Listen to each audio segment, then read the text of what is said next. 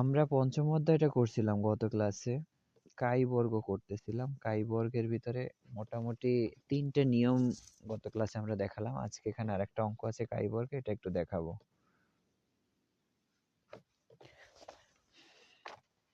এই প্রশ্নটা মাঝে মাঝে আসে। এটা হচ্ছে বইয়ের ভিতরে দেয়া আছে ৪৪২ পেজে, নতুন বইয়ের ৪৪২ পেজে। এই টাইপের একটা অঙ্ক আসে পরীক্ষায়। এখানে কিছু মান দেয়া থাকে, সেই মানগুলো দিয়ে মানে দুই দিকের কিছু মান দেয়া থাকে আমাদের, সেই মান দিয়ে করতে হয়। ৪৪২ ৪৪ পেজে একটা দেয়া আছে। ৪৪৪ পেজের অঙ্কটা আমরা একটু করব। এটা দেয়া আছে আন্তজেলা সড়কে চলাচলকারী ট্রাক ড্রাইভারের বয়স ও সপ্তাহে দুর্ঘটনার অনুপাত দেয়া আছে। এই হচ্ছে অঙ্কটা আমাদের। আন্তজেলা সড়কে চলাচলকারী ট্রাক ড্রাইভারের বয়স ও সপ্তাহে দুর্ঘটনার একটা অনুপাত দেয়া আছে, মানে বয়সের সাথে দুর্ঘটনার সংখ্যা, যে বেশি বয়স যারা তারা কি দুর্ঘটনা বেশি করে নাকি কম বয়স যারা তারা দুর্ঘটনা বেশি করে, এরকম একটা ইয়ে দেয়া আছে। যে দেখো এখানে ২৫ থেকে ৩৫ বয়স হচ্ছে ২৫ থেকে ৩৫, তারা দুর্ঘটনা হচ্ছে একবার দুর্ঘটনা করে ৫০ জন বা দুইবার দুর্ঘটনা করে ৫ জন, এরকম আছে। ৩৫ থেকে ৪৫ একবার যারা করে ৪৭, দুইবার এটা হচ্ছে ১৪, এরকম কিছু মান দেয়া আছে। ৪৫ এর ঊর্ধ্ব তাদের হচ্ছে দুর্ঘটনার সংখ্যাটাও বেশি। তো এখন আমাদের এখানে প্রমাণ করতে হবে ট্রাক ড্রাইভারের বয়সের সাথে দুর্ঘটনার কোনো সম্পর্ক আছে কি না, সেটা পরীক্ষা করতে হবে। যে বয়সের সাথে দুর্ঘটনার সম্পর্ক আছে কিনা, মানে বয়স কম হইলে দুর্ঘটনা বেশি করে না বয়স বেশি হইলে দুর্ঘটনা বেশি করে, এরকম মানে এটা আমাদের প্রমাণ করতে হবে। তো সেটার জন্য আমরা একটু নিতে পারি। প্রথমে আমাদের নিতে হবে নাস্তি অনুমান। উদাহরণ হচ্ছে ২৪, উদাহরণ নাম্বার হচ্ছে ২৪। নাস্তি অনুমান হচ্ছে ট্রাক ড্রাইভারের বয়সের সাথে দুর্ঘটনার সম্পর্ক নাই।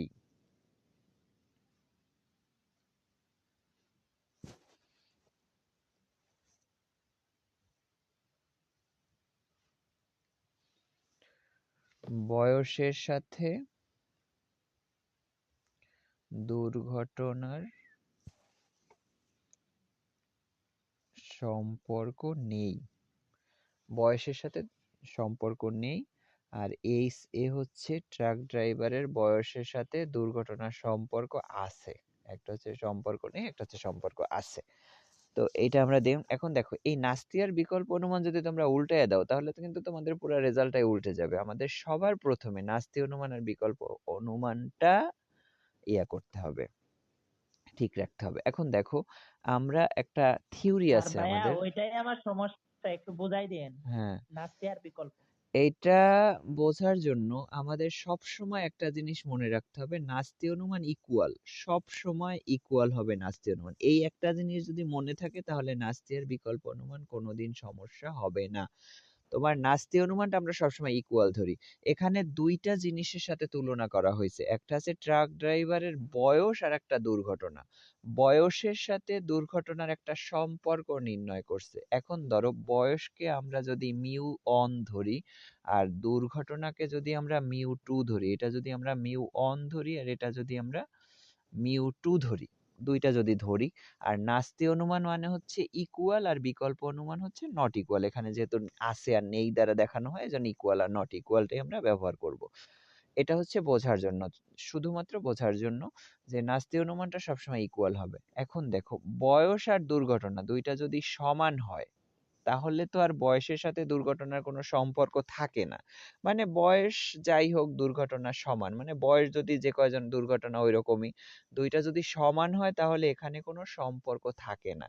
যদি দুইটা সমান না হয় তখনই আমাদের সম্পর্কটা এখানে দেখানো হয়, যে বয়সের সাথে সম্পর্ক আছে যদি দুইটা সমান না হয়।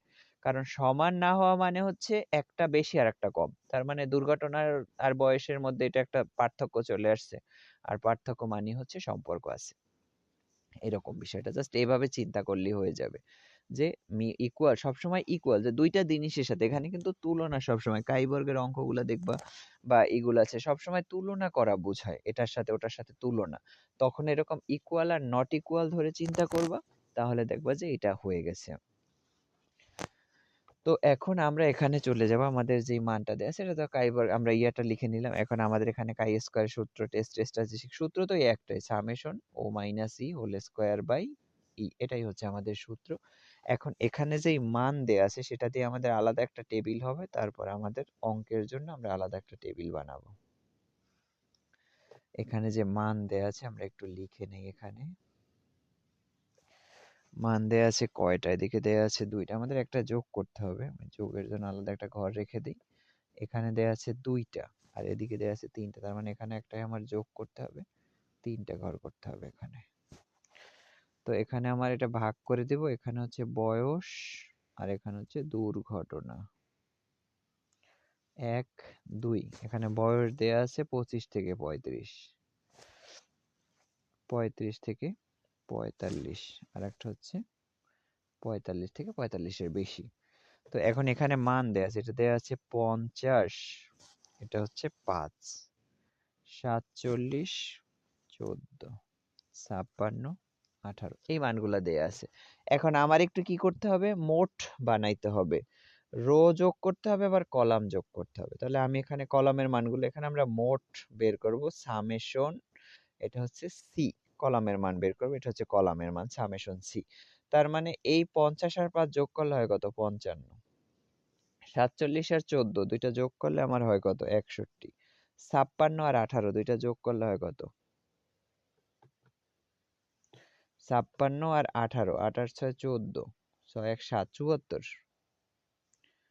74, এই এটা।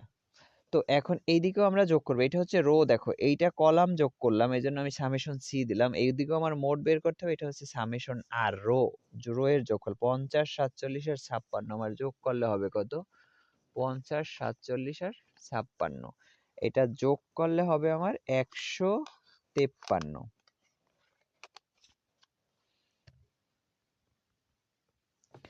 এটা যদি যোগ করি 18, 14 আর 5 19, 14 আর 5 19, 20 আর 18 38, 37, এটা হচ্ছে 37।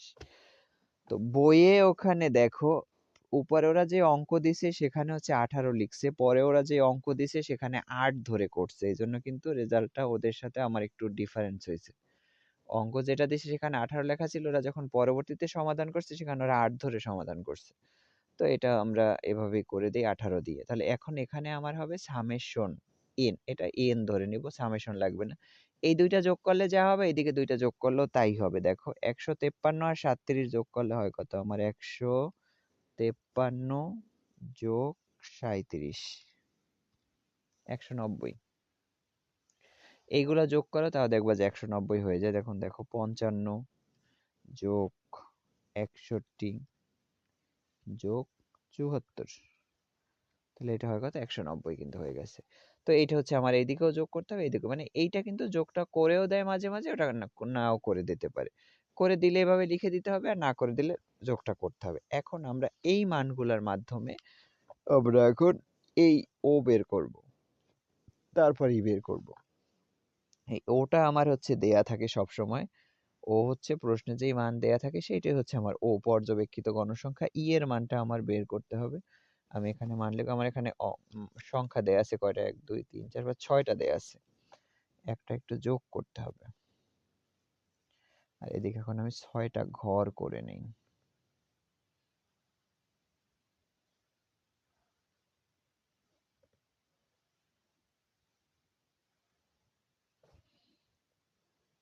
দেখো এখানে হচ্ছে আমার পর্যবেক্ষিত গণসংখ্যা, ও এর মানটা আমার এখানে দেয়াই আছে পর্যবেক্ষিত, কারণ প্রশ্নে যেই মানগুলা দেয়া থাকবে সেটাই হচ্ছে আমার পর্যবেক্ষিত গণসংখ্যা ও।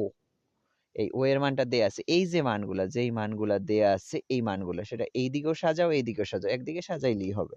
তা আমি এখানে এটা একটু সাজাই, 50, 5, 47, 14, 56, 18, আমি মানগুলো হচ্ছে এইভাবে লিখে নিলাম, 6টা মান, এটা হচ্ছে ও এর মান। এখন আমার এখানে লাগবে ই এর মান। এই ই এর মানটার একটা সূত্র আছে, ই এর মানের সূত্র আমরা ওইদিকে সবসময় করে আসছি কি, ই এর সূত্র সামেশন ও ইন্টু পি।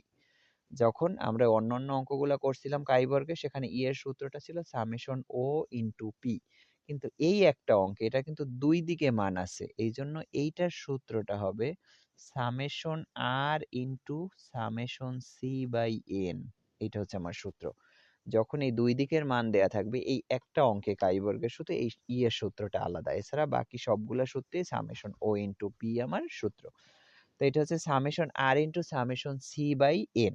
তো আমার এখন এই যে সামেশন মানে 50 কোন জায়গায় আছে, এই যে 50, এই 50-এর সোজা সামেশন আর 50-এর সোজা সামেশন সি, এই দুইটা গুণ দিবা, এটা দ্বারা ভাগ দিবা প্রত্যেকটা মান। তাহলে আমার এখানে গুণ দিতে হবে কত, 153। 50-এর সোজা আছে কত, 153 ইন্টু কত, 55, একসাথে ভাগ দিয়ে দাও কত, 190। 190 তাহলে হয় কত আমার, 42.28। তাহলে আমরা এটা 42.3 লিখতে পারি। দশমিকের পরে আমরা একটা ঘর নিব, 42.3। এই গেল এটা। 5 আছে কোন জায়গায় দেখো, 5 এর সোজা সামেশন আর 5 এর সোজা সামেশন সি, দুইটা গুণ দিয়ে এটা দিয়ে ভাগ। তাহলে এটা হবে কত, 37 গুণ হচ্ছে কত, 5 55 ইকুয়াল একসাথে ভাগ হচ্ছে 190। 190 এটা হয় কত, 10.7 অন। তাহলে আমরা এটা 10.7 লিখতে পারি, 10.7। এই তো।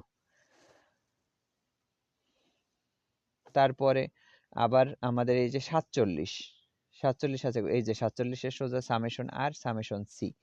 তাহলে এটা যদি গুণ দিই, 153 ইন্টু কত, 61, 61 ভাগ 190 একসাথে করে দিলে এটা 49.12।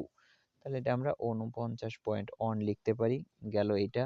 তারপর হচ্ছে 14 সোজা সামেশন আর সামেশন সি গুণ, তাহলে এটা হবে কত, 37 গুণ 61 ইকুয়াল ভাগ 190। এটা 11.87, তাহলে 11.9, 11.9। এই তো গেল এটা। 56 সোজা সামেশন আর কত, 153 আর 74, 153 ইন্টু 74 ভাগ 190। এই তো, এটা চলে আসছে কত, 59.58। তাইলে এটা আমরা লিখতে পারি 59.6। তারপরে আরেকটা আছে 18 সোজা সামেশন আর সামেশন সি। এটা হবে কত, 36 ইন্টু কত, 74, 74 ভাগ 190। এই তো 14.4 অন। তাহলে এটা আমরা 14.4 লিখতে পারি, 14.4। এই তো আমার সামেশন ই কিন্তু বের করা শেষ। আমার ও তো পেলাম, দেয়া আছে, ইও বের করে নিলাম। এখন এখানে সূত্র অনুযায়ী আমার সূত্র হচ্ছে কি ছিল, এখানে O minus E whole square করে দাও, এখানে একসাথে O minus E whole square by E করে দাও, শেষ। এই তো, তাহলে আমার ও কত, 50 মাইনাস ই এর মান কত, 47 পয়েন্ট, ই 42 পয়েন্ট কত, 3, 42.3 ইকুয়াল, এটাকে একসাথে যদি আমরা ইয়ে করে দিই, ও মাইনাস করবো, আমি ভাগ করে দিতেছি, 50 মাইনাস 42.3 ইকুয়াল দিলে থাকে 7.7। এটার উপরে যদি স্কোয়ার দিই, ও মাইনাস এ হোল স্কোয়ার আমার কত হয়, 59.29। এটাকে একসাথে ই দিয়ে ভাগ দিয়ে দাও, ক্যালকুলেটর যেহেতু উঠানো আছে একসাথে ই দিয়ে ভাগ, ভাগ হচ্ছে কত, 42.3, 1.40, 1.4 গেল এটা। তারপর এটা থেকে এটা মাইনাস, তাহলে 5 মাইনাস 10.5, 10 পয়েন্ট কত, 7, 10.7। এটা 5.7 থাকে, এটার উপরে একসাথে স্কোয়ার করে দাও, ইকুয়াল দিলে 32.49, 32.49, 32.49। এটাকে একসাথে এটা দ্বারা ভাগ, ভাগ কত, 10.7। কারণ ও মাইনাস এ হোল স্কোয়ারকে কিন্তু আবার ই দ্বারা ভাগ দিতে হবে, এই যে ই দ্বারা প্রত্যেকটাকে আবার এটা স্কোয়ার, এটা থেকে এটা মাইনাস করে স্কোয়ার করে আবার এটা দ্বারা ভাগ। তাহলে এটা 32.7 কে আবার ভাগ দিতে হবে 10.7 দ্বারা, তাহলে এটা হয় কত, 3.03। এই তো, এটা থেকে এটা 47 মাইনাস 49.1 থাকে কত, 2.1। এটাকে যদি একসাথে স্কোয়ার করে দিই, স্কোয়ার করলে হয় কত, 4.41, 4.41। এইটাকে আবার এটা দ্বারা ভাগ 49.1 দ্বারা ভাগ 49.1, এই তো। তাহলে 0.089, তাহলে আমরা 0.08, তো আমরা এটা করতে পারি 0.1 করে দিতে পারি, দরকার নেই আর। হ্যাঁ, তারপর হচ্ছে এটা 14 মাইনাস 11.9 ইকুয়াল স্কোয়ার করলে হয় 4.4, এটাও ওই 4.4। এটাকে এটা দ্বারা ভাগ, আবার এটা 4.4 দেখে এখানে আবার 0.1 দিয়ে দিও না, কারণ এটা দ্বারা কিন্তু ভাগ দিতে হবে। ভাগ 11.1, 11.9, তাহলে আমার এখানে থাকে 0.37, 0.4। 56 মাইনাস 59.6 স্কোয়ার দিলে হয় কত? 12.96। এটাকে ভাগ দিতে হবে 59.6, 0.21, 0.2।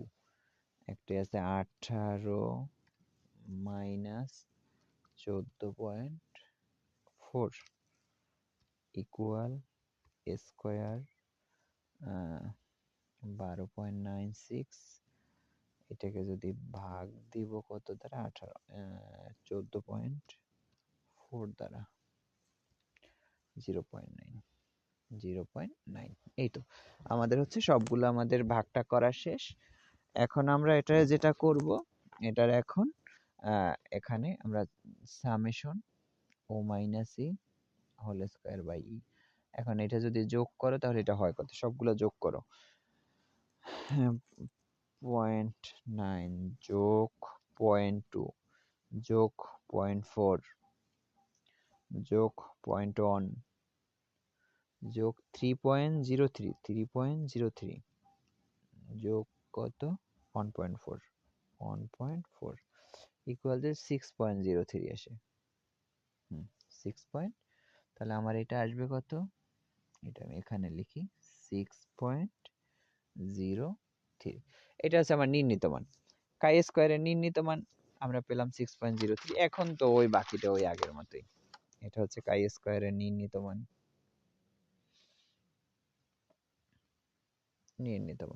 এখন সিদ্ধান্ত তো তোমরা জানোই যে সিদ্ধান্ত কি হবে।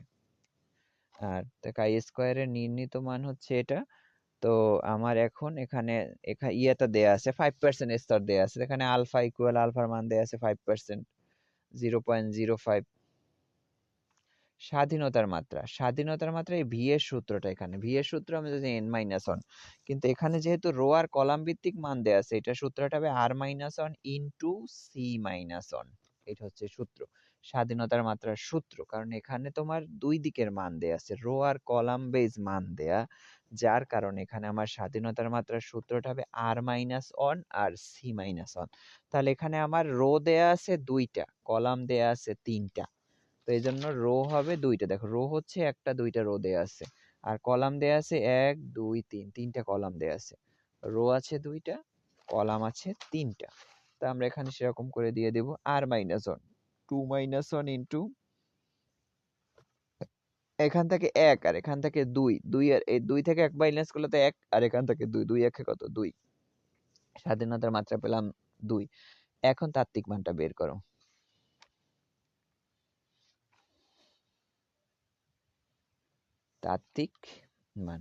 তাত্ত্বিক মান বের করো। চার্টে যাও, এই রো থেকে নাও 0.05 আর কলাম থেকে নাও 2, দুইটা মিলিয়ে দিলে যে মানটা আসবে সেটা হচ্ছে 5.99।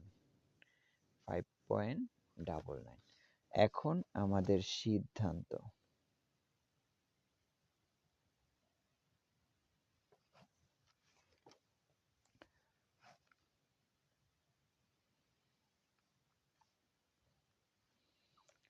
জিরো প্লাস আলফা, এইদিকে মাইনাস আলফা, দুইটা মানই আমার প্লাস মান। একটা হচ্ছে 5.99 আর একটা হচ্ছে 6.03।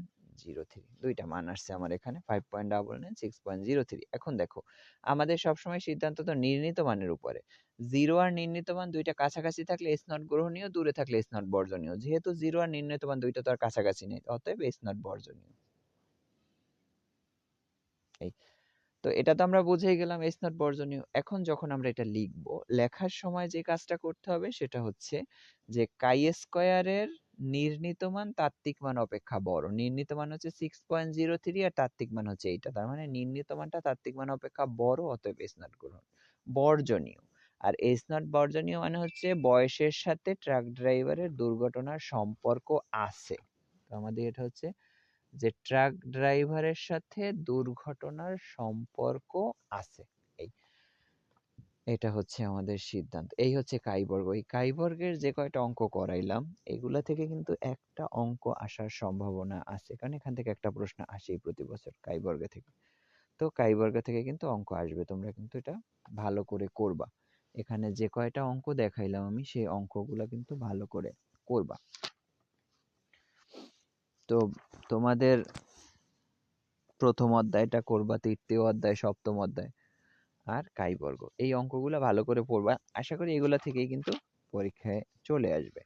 তারপরও দেখা যায় আমরা রিস্ক মুক্ত থাকার জন্য সবগুলা অধ্যায় থেকেই একটু একটু করে দেখায় দিই, যাতে রিস্ক মুক্ত থাকা যায়, নিজে একটু জানাও যায়। কারণ এই যে অঙ্কগুলো আমাদের কাইবর্গের অঙ্ক, জেড টেস্ট, টি টেস্টের যে অঙ্কগুলো আছে, এইগুলা তোমরা ফোর্থ ইয়ারে যেও পাইবা। গবেষণা পদ্ধতি একটা বই আছে, সেই গবেষণা পদ্ধতিতে কিন্তু টি টেস্ট, জেড টেস্টের অঙ্ক আছে, ওখানে পাইবা। তো আমি হচ্ছে এখানে ইয়ের একটা অঙ্ক করাবো,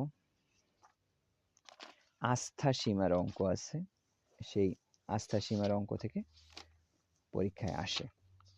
তোমাদের এখানে আস্থা সীমাটা একটু দেখাবো। আস্থা সীমার একটা অঙ্কই ঘুরে ফিরে সবসময় আসে, আর এই অঙ্কটাই সবসময় করানো হয় 319 পেজে। এটা হচ্ছে চতুর্থ অধ্যায় বইয়ের আস্থা সীমা। এটার নাম আছে আস্থা সীমা, কনফিডেন্স ইন্টারভেল। ওখান থেকে সিআইও বলা হয়, সিআই নির্ণয় করো। আস্থা সীমা না দিয়ে ওরা এটা বলে দিতে পারে সিআই নির্ণয় করো। তো আমাদের এখানে এটা হচ্ছে তোমার কিছু মান দেয়া থাকবে, সেটা দিয়ে বলবে আস্থা সীমা নির্ণয় করো। যেমন 319 পেজে দেয়া আছে, 19 পৃষ্ঠায় দেয়া আছে যে উদাহরণ 2 প্রশ্নটা দেয়া আছে 60 একক বিশিষ্ট কোনো দৈব নমুনার গড় 110.9 দেয়া আছে। 60 একক বিশিষ্ট কোনো দৈব নমুনার গড় 110.9, সমগ্রকের পরিমিত ব্যবধান 5.7.3 হলে গড়ের জন্য 95% বা 99% আস্থা সীমা বের করো। মানে এখানে মোট কথাটা হচ্ছে 110টা 100, মানে এখানে একটা জায়গায় যতগুলো দ্রব্য উৎপাদন হয়েছে তার ভিতরে ধরো 60টা দ্রব্য নিছে, 60টা দ্রব্যের গড় মান বা গড় ওজন ধরা হয়েছে 110.9 করে গড় ওজন। এখন সমগ্রকের গড়টা কতটুকু হতে পারে, ধরো ওই জায়গায় যতগুলো দ্রব্য আছে সবগুলার কতটা হতে পারে সেটা আমাদের বের করতে হবে। আর এই 5% আর 9% এর কাহিনী হচ্ছে ভুল হইলে 5% ভুল হতে পারে আর ভুল হইলে 1% হতে পারে। মানে এখানে 95% হচ্ছে অথেন্টিক আর 5% ভুল হলেও হতে পারে। আবার 99% অথেন্টিক, 1% ভুল হলেও হতে পারে, সেটা একটা ইয়ে দেয়া আছে এখানে। তো আমরা এটা ইয়ে করে দেয়া আছে। আমাদের এখানে নমুনার আকার ছোট হাতের n, এটা হচ্ছে 60 দেয়া আছে নমুনার আকার। নমুনার গড় এক্স বার, এটা হচ্ছে 110.9। আর একটা হচ্ছে নমুনার পরিমিত ব্যবধান সিগমা, সিগমার মান দেয়া আছে 7.3। এই মানগুলো সমগ্রকের পরিমিত ব্যবধান, এখানে লেখাই আছে সমগ্রকের পরিমিত ব্যবধান, সিগমার মান দেয়া আছে 7.3। আমাদের এখানে বের করতে হবে আস্থা সীমা নির্ণয় করে, একটা 99%, একটা 95%। আমরা প্রথমে ইয়েটা লিখবো যে অতএব গড়ের জন্য, সমগ্রকের গড়ের জন্য আর কি, গড়ের জন্য 95% আস্থা সীমা বা সিআই হলো, এটা বের করব। আমাদের আস্থা সীমার একটা সূত্র আছে, আস্থা সীমার সূত্রটা একটু তোমরা মনে রাখবা। সূত্রটা এরকম, x bar plus minus z of alpha by 2 sigma by root over n. এইটা হচ্ছে আমাদের সূত্র। এই সূত্রটা একদম মুখস্থ করে নিবা। এক্স বার প্লাস মাইনাস এই জেড আলফা বাই টু, এটা হচ্ছে জেড এর তাত্ত্বিক মানটা বের করা। আমরা যে জেড এর তাত্ত্বিক মান, কাই স্কোয়ারের তাত্ত্বিক মান যেটা লিখি, সেই তাত্ত্বিক মান বা চার্টের মান বের করাটা হচ্ছে এই Z of alpha by two, এটাকে বলা হয়। আর sigma by root over N, সিগমার মান রুট ওভার এন মান আছে। তো এই সূত্রটাই আমরা একবার মাইনাস দিয়ে করব, একবার প্লাস দিয়ে, মানে সেম সূত্রটাই দুইবার বসবে, একবার মাইনাস দিয়ে একবার প্লাস দিয়ে।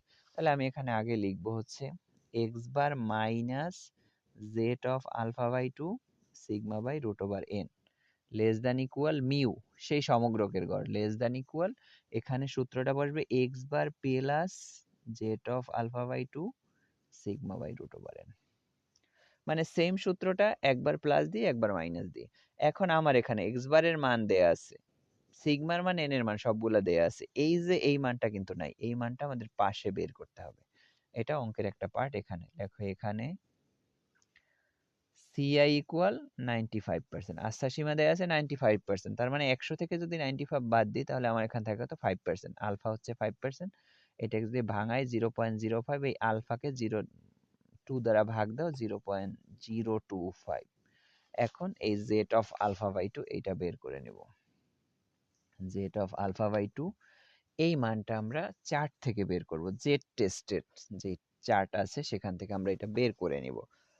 আর এটা হচ্ছে, এটা যদিও 5% এর মানটা মুখস্থ হয়ে যায় করতে করতে, তোমাদের এইটা বের হবে হচ্ছে 1.96। 5% আস্থা সীমা 5% থাকা মানে 1.96 হচ্ছে মানটা বের হবে। আর কিভাবে বের করতে হয় আমি সেটা দেখাই দিই। এই যে আমাদের বইয়ে যে টেবিল 7 আছে, এই টেবিল 7 থেকে এটা বের করতে হবে। এই যে টি টেস্টের, জেড টেস্টের আলাদা কোনো টেবিল নেই, এই যে টি ডিস্ট্রিবিউশন যেটা, এটা থেকে জেড আর টি এর মানটা বের করতে হয়। তো এটা হচ্ছে আমার টেবিল 7 655 পেজে। এই দিক থেকে এই যে আমরা অন টেল টেস্ট থেকে নিব, এই যে এখানে আমার বের হলো কত 0.025, এইটাই অন টেল টেস্ট থেকে নিবা। এখানে দেয়া আছে দেখো, এই যে দেখো 0.025, আর এটা একদম ডিরেক্ট আলফা, কারণ আমাদের এখানে মানটা বের করতে হয় ই এর মান, জেটের জন্য এই আলফাটা নিতে হয়। তো এই যে 0.025 এইটা নিয়ে একদম আলফা দেখো, এই যে 1.96, এইটা আমার বের হবে এখান থেকে। এভাবে বের করতে হবে। অন পার্সেন্টটাও সেম, অন পার্সেন্টের এখানে তো আর এইটা হবে না, অন পার্সেন্ট হইলে এখানে 0.01 হবে, এখানে 0.005 এরকম একটা মান আসবে, সেটা দিয়ে মিলাই দেবে আলফার মানটা, যেটা হবে সেটা হচ্ছে আলফা বাই টু এর মান। এখন এই মানগুলো এখানে বসে ক্যালকুলেশন করলেই আমার হয়ে যাবে। এই যে এক্স বারের মান দেয়া আছে 110.9,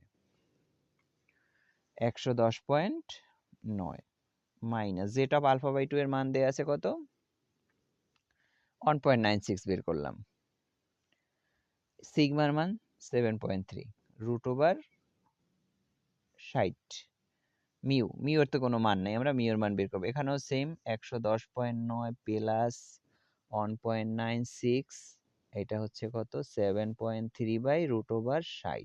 এখন এটা ক্যালকুলেশন করলে যেই মান হবে সেটা হচ্ছে আমার অ্যান্সার।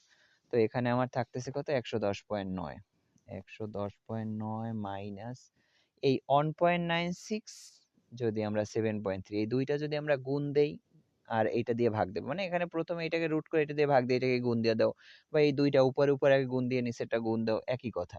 তো এই দুইটা যদি আমরা গুণ দিই তাহলে আমার এখানে হয় 14.31, 60-এর উপরে রুট যদি দেই তাহলে 7.75, কারণ 8 8 64 আর 7 7 49, 7 পয়েন্ট সামথিং হবে, এটা গেল। মিউ লেস দ্যান ইকুয়াল 110.9, এখানেও তো সেম, শুধু একটা প্লাস একটা মাইনাস, এখানে তো এই মানগুলোই হবে 14.31 আর এখানে হবে 7.75। তো এখন আমার এখানে এটা দিয়ে এটাকে ভাগ দিয়ে দাও, 110.9 মাইনাস এটাকে যদি ভাগ দেই 1.85, less than equal mu less than equal, এটাও সেম 110.9 প্লাস 1.85। তাহলে এক জায়গায় আমরা এটা থেকে মাইনাস করবো, এটা থেকে প্লাস করবো, এটা যদি মাইনাস করি তাহলে এটা আমার হয় কত 109.05 less than equal mu less than equal 112.75। এই হচ্ছে আমার অ্যান্সার।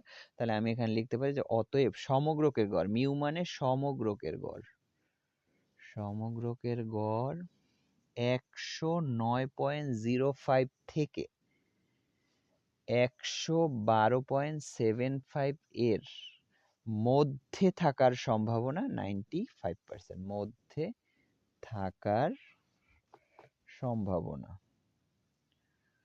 95%। পার্সেন্ট। এই আমার অ্যান্সার, এই হচ্ছে আস্থা সীমা।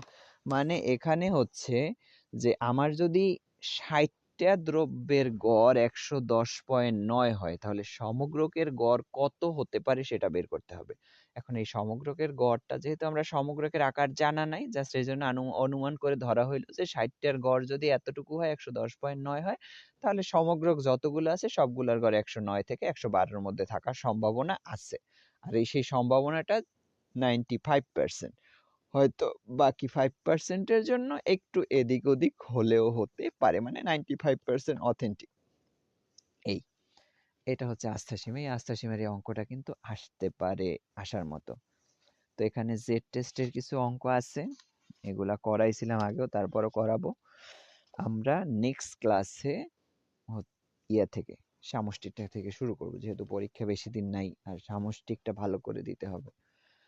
আর পরিসংখ্যানের মধ্যে তো এমনিতে তো ৬ দিন বন্ধ আছেই, আর তখন মোটামুটি টুকটাক যেগুলো আছে ওগুলো তখন কভার করে দেয়া যাবে। আচ্ছা ঠিক আছে ভাইয়া 7 তাহলে। দিন বন্ধ, 6 দিন না।